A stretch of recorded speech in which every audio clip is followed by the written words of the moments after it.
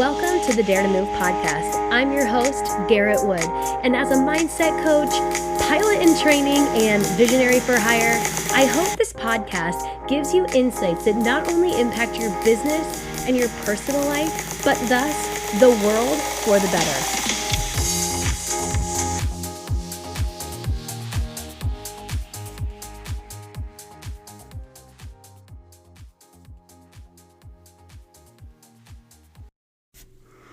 Welcome back. I am excited to be here. And what's funny about that word, excited, is a lot of times we use that when we are aroused, right? To be sexually excited. And this idea of being excited, stimulated, getting the creative juices flowing is really at the core of what we are doing today.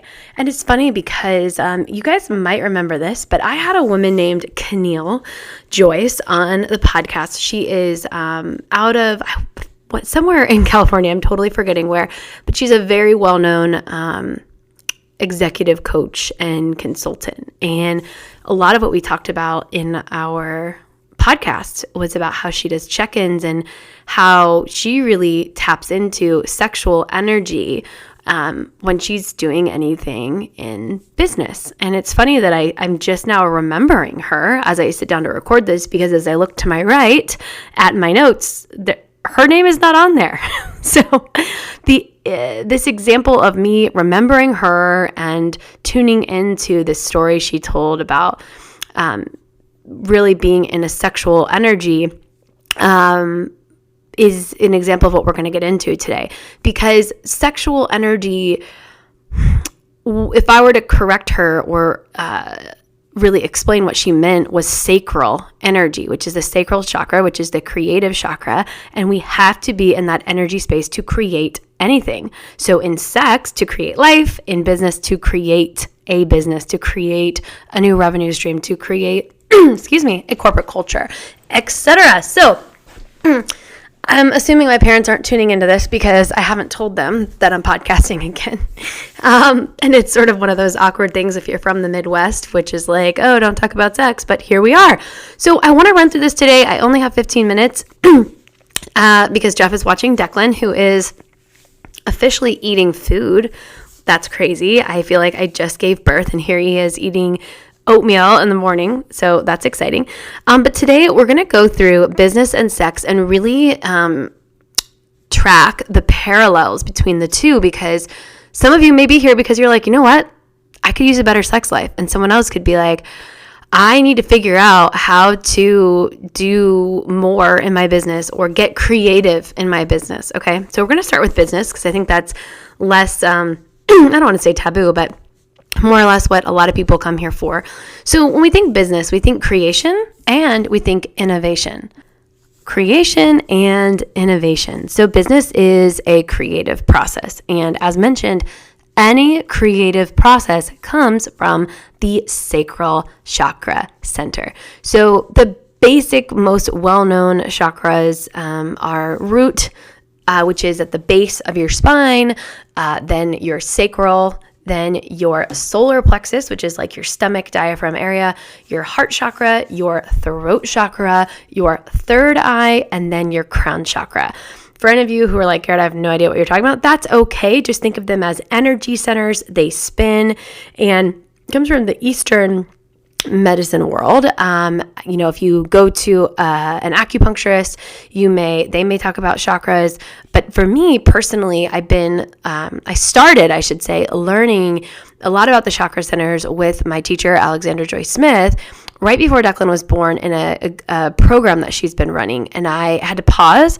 But honestly, what I learned just in the first, call it 4 meetings, was enough to help me with this episode and really understanding how they work. So we're going to talk a little bit about chakras, and then we're also going to talk about states of consciousness, which we've talked about before. So anyway, I digress. Creative process. So life force energy. And it's not from the mind. I can't tell you how many people come to me and say, I need to think better. I need more time to think. Actually, one of my favorite books is called Time to Think, but that's neither here nor there. It's not from the mind. And the example I'm going to give you that is undebatable, unrefutable, is look at all of the business people going on ayahuasca journeys, going on any sort of plant medicine journeys, or doing any mind-altering drugs. Why? Because they want to get out of the mind in order to get into their body or into a different state of consciousness to access from other realms, if you will, ideas, and go into ideation from another place. So instead of thinking, I like to use the word imagine, because imagining seems more dreamy, right? It seems more head in the clouds, pie in the sky, versus I want to think logically. Logic has no really use in an ideation phase. So in order to create out of the mind, or not from the mind, but to be out of your mind, to be out of your head, we have to create space. We have to go into the void. So in Hindu practices, they talk about this, and there's many iterations of it from around the world and throughout history. But the basis is that in order to create anything, first there is destruction, a falling down, a messing up, a deciding it's not working, getting rid of something, a space, just space to create from. But it's called the void, or I forget what culture it's from, but the bardo, purgatory. It is, I'm just going to use the word void. Go into a void, into nothingness. Because if we come from nothing, something can be created. But if we start with something, we're limited in what can come from something. We go to nothing, no thing. So we're in the void. And in order to be in the void, we're and then to go to creation. So destruction, void, creation. I think there is a fourth phase in other schools of thought. I like to just think of the three. It's the easiest. We have to, again, have space to be somewhere or really nowhere. So you'll hear people say things like, I'm just going to sit with it. And that's fine. You're sitting with something. I think the idea of sitting in no thing is probably better, because what we're doing is we're getting out of high beta. So high beta brain waves are when we are problem solving, when we are thinking, when we are consuming a podcast while multitasking and brushing our teeth and thinking about this and thinking about that. So remember when I said imagine reminds us more of being in a dreamy energy? Well, guess what? There's actually something to that. When we are dreaming, our brain waves are more in delta, or alpha is more like in between beta and delta, but going into a brainwave state that's much slower. And again, I'm going to keep using the word dreamy, which is dream state. I get it. But this idea of the slowness and the we're getting out of our head. We're not thinking so much. We're just being. And I want to say that babies are born, I don't know if it's gamma, but they're born and they stay in more of that like delta and alpha wave state until they get older, which is why it's harder to remember sometimes their childhood, because they're not thinking in beta. And so if you are a quote unquote high performer, entrepreneur, go-getter, high achiever, it's actually I don't want to say a trauma response. That sounds dramatic, but to continue to go and not take space to just be, you're never going to get out of the brainwave state that allows you to access the slowness of different brainwaves and to literally dream. So another example of how people are getting out of beta is they go on retreats. Companies create offsite, half days, full days for their people to get out of the office and do something different, shift things up, think differently. That's what they think they're doing, but to really get them out of their minds and to be somewhere and be together. And so this idea of a medicine retreat, a vacation retreat, this is how we get out of our head and into our body. Because when we are in our body and all of our chakras are sort of, I don't want to say activated, but really working in their fullness and not blocked, we have the fullness of our being to receive information. So I want to say it was Egyptian culture that they just had this notion that ideas fell into your head or fell into your being.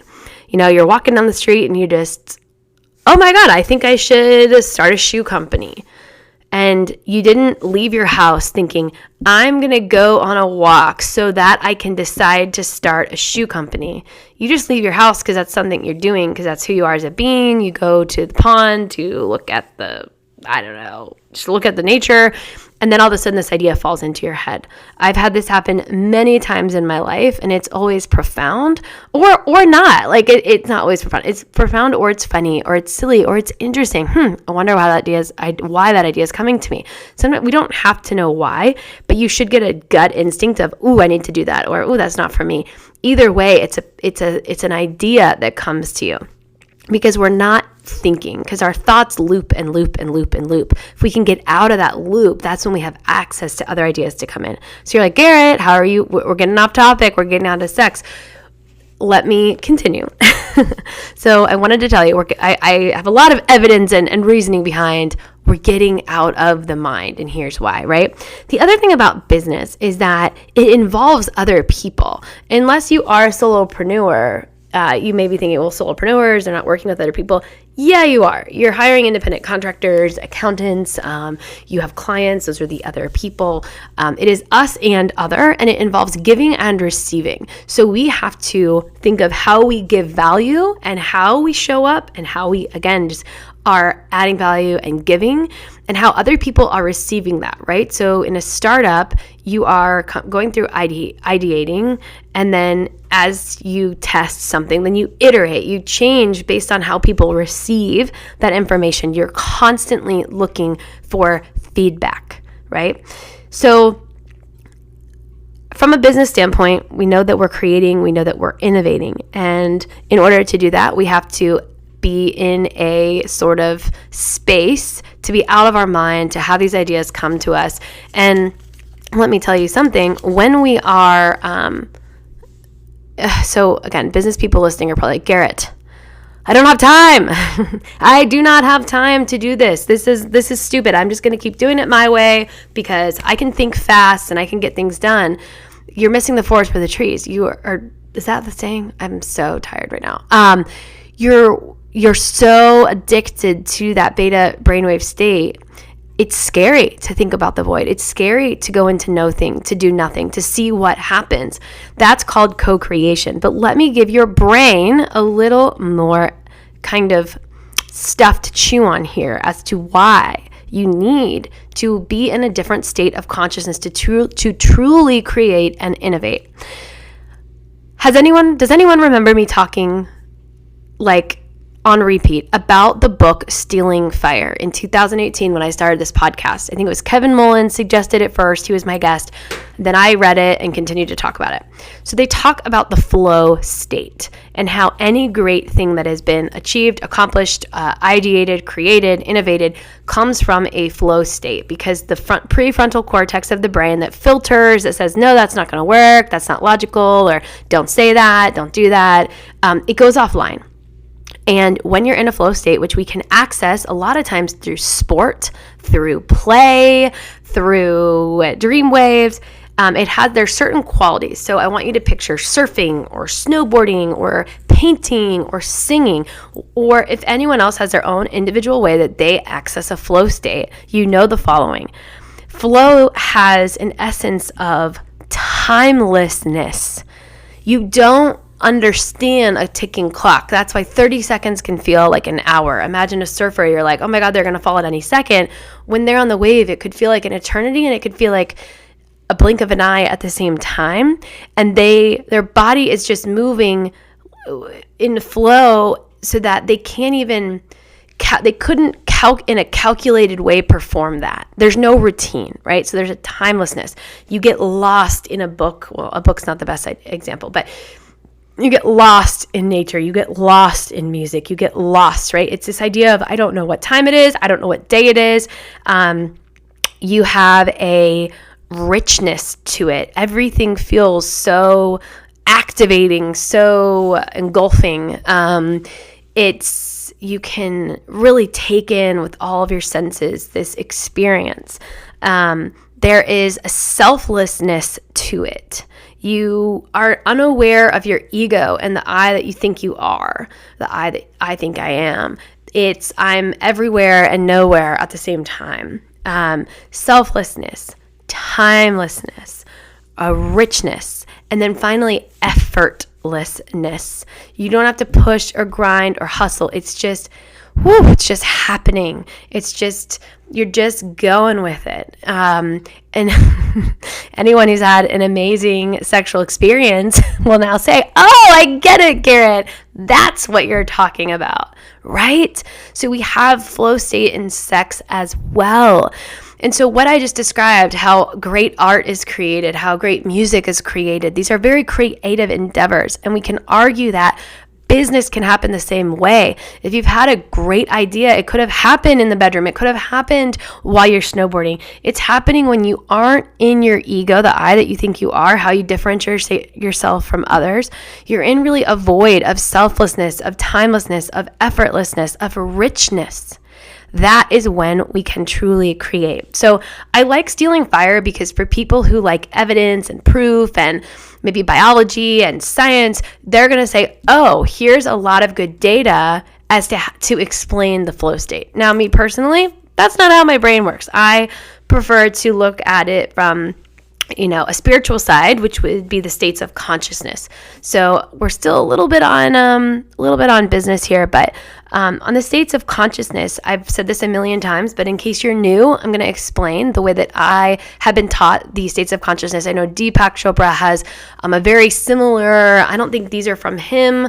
I'm totally forgetting who they're from. They're not from Ben Harvey. I've said it in a million times on this podcast and I'm spacing it now, but basically, there is fight or flight, state of consciousness, which is survival. It's what's going to help you run away from a tiger in the forest.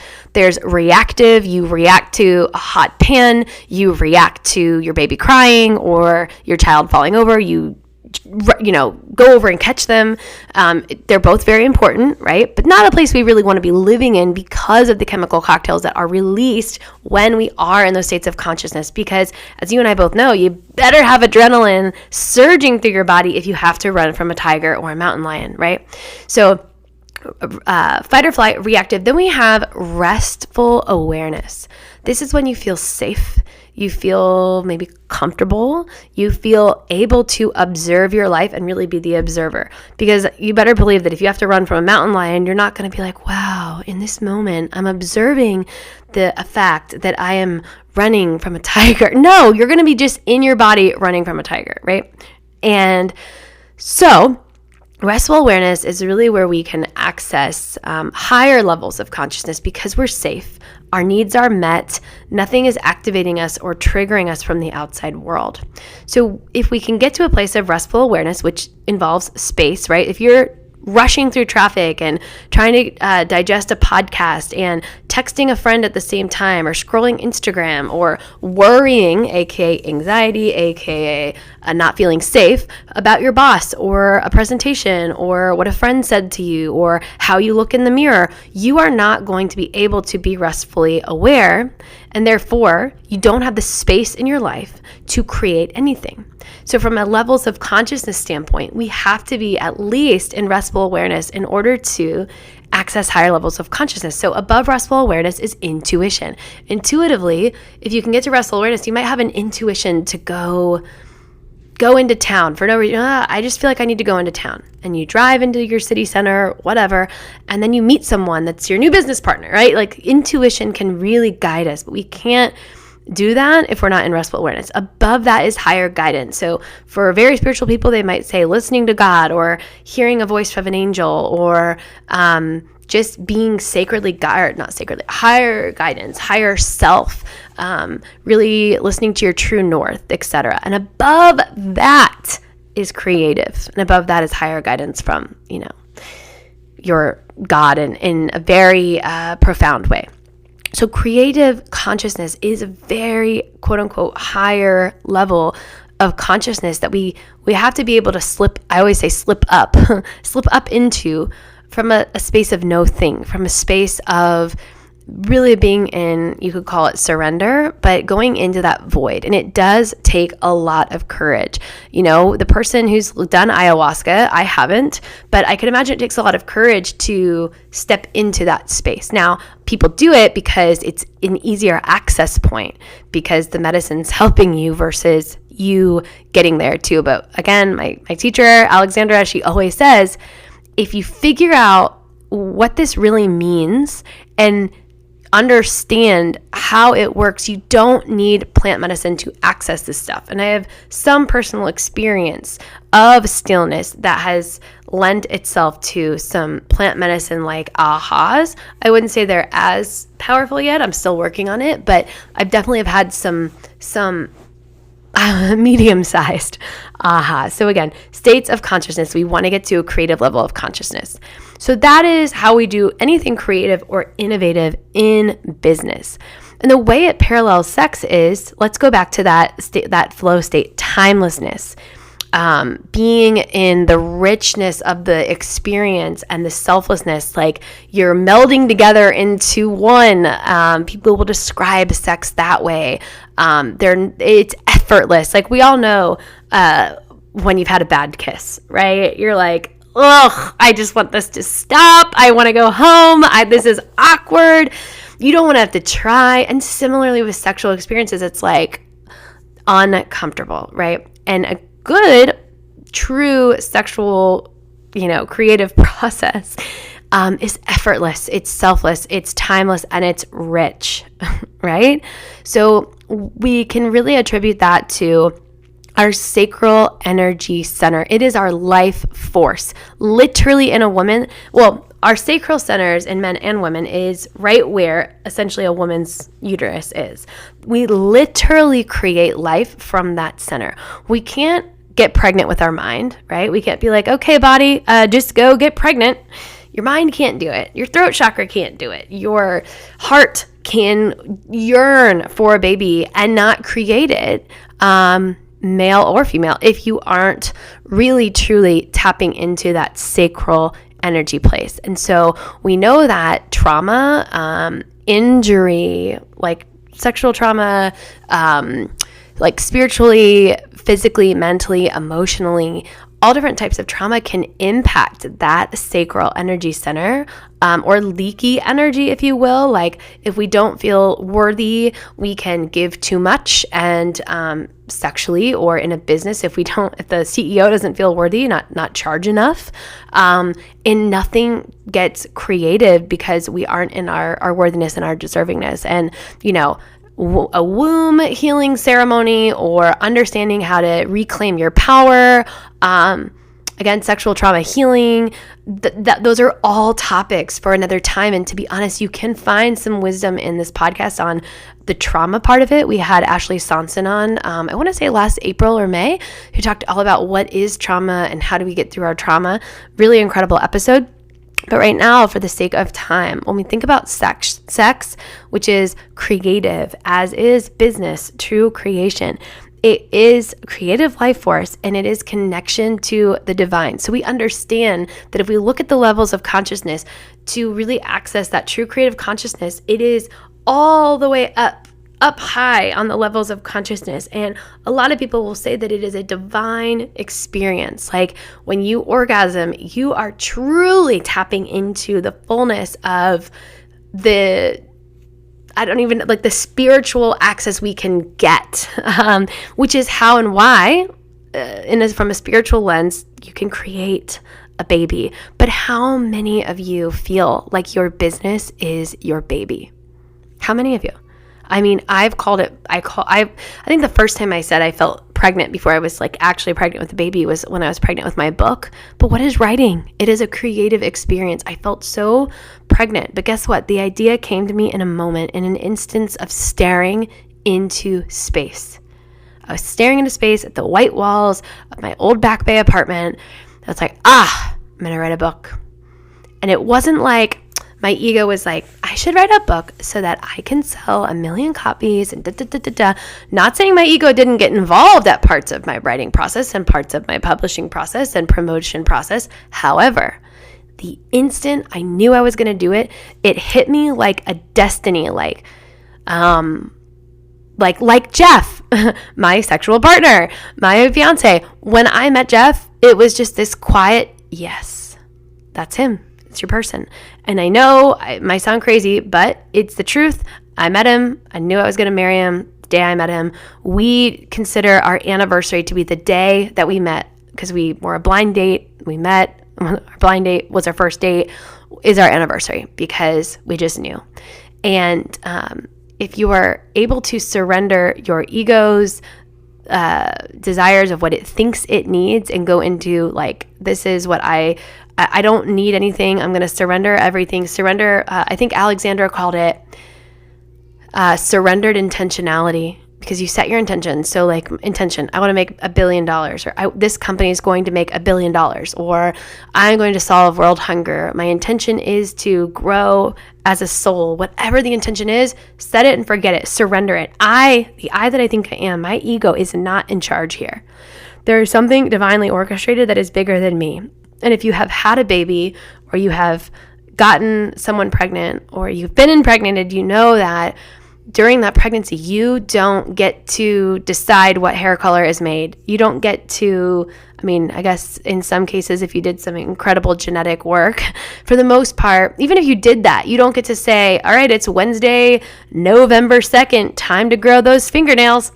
Like, you aren't in that. That is something bigger than us, and that is creativity. It is divinely orchestrated, and it comes from surrendered intentionality. So you set your true north, right? If you're an old explorer in the forest, you look at the compass, you find north, but you don't know you're going to have to cross a river yet. You don't know that you're going to run into a snake yet, right? So from your sacral place, there is desire, your sacral chakra. There's desire. Business has desire. There is intentionality. There is creativity, and you cannot plan it. There is no 1,000-page business plan. Just like you could have all the intentions and look at someone who looks good on paper, but in the moment of a sexual experience or even just a kiss, it can be awkward. You can't plan it. You cannot plan it. And you're looking for feedback in the experience of it. So